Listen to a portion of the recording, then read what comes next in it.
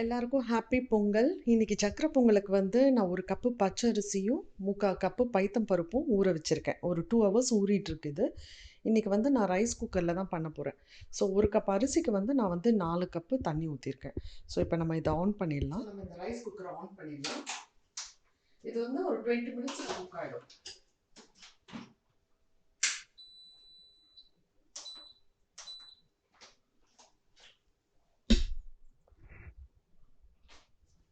நான் ஒரு 250 கிராம் வெல்லம் எடுத்து வச்சிருக்கேன். ஸோ அதில் வந்து கொஞ்சம் தண்ணி ஊற்றிட்டு ஆன் பண்ணிடலாம். இது வந்து வெல்லம் கரையணும். வெல்லம் வந்து நல்லா கரைஞ்சிடுச்சு. ஸோ இது கூட நம்ம வந்து ஏலக்காய் பொடி பண்ணி வச்சிருக்கோம், அதையும் ஆட் பண்ணிடலாம்.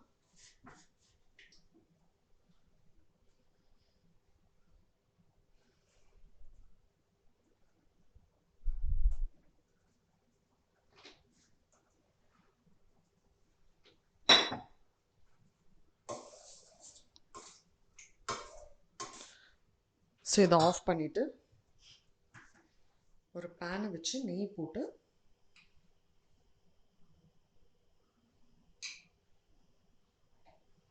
முந்திரி பருப்பை ஃபஸ்ட்டு வறுத்து எடுத்துக்கலாம்.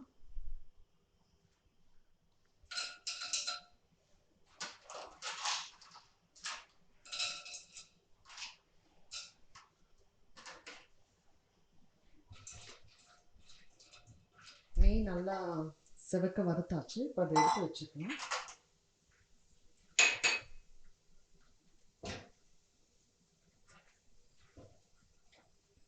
நம்ம பொங்கல் ரெடி ஆயிடுச்சு. ஓப்பன் பண்ணி பார்க்கலாம். ஸோ நல்லா குக் ஆயிடுச்சு. ரைஸ் குக்கரில் எவ்வளோ சாஃப்டாக பொங்கல் வெந்திருக்கு பார்த்தீங்களா?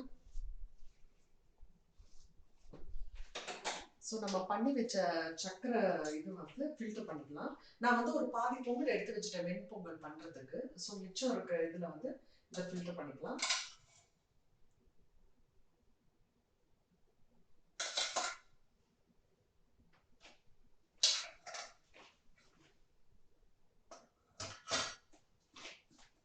அப்புறம் இது கூடவே கொஞ்சம் நெய்யும் ஆட் பண்ணிக்கலாம்.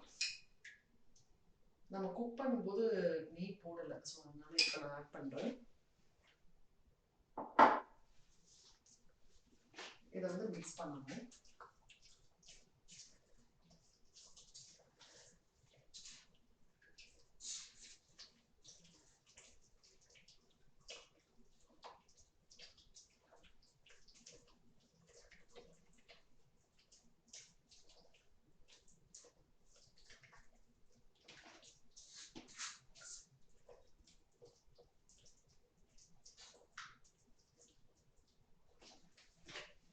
நம்ம வறுத்து வச்சிருக்க முந்திரி பருப்பையும் இதில் ஆட் பண்ணிடலாம்.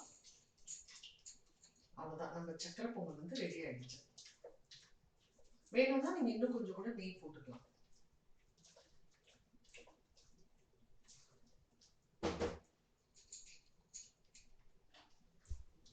சக்கரை பொங்கல் ரெடி ஆயிடுச்சு.